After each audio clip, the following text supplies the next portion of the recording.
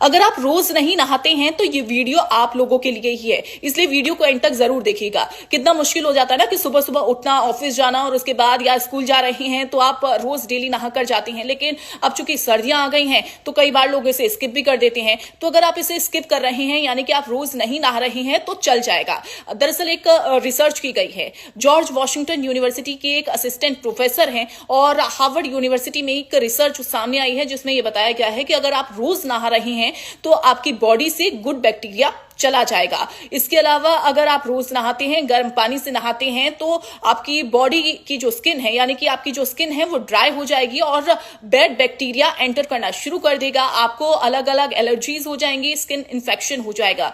तो ऐसे में अगर आप रोज नहीं नहा रहे हैं तो ये आपके लिए गुड न्यूज है, खुशखबरी है। चलिए अब इस वीडियो को जल्दी से उन लोगों को शेयर कर दीजिए, उन दोस्तों को शेयर करिए जो रोज नहाते नहीं है।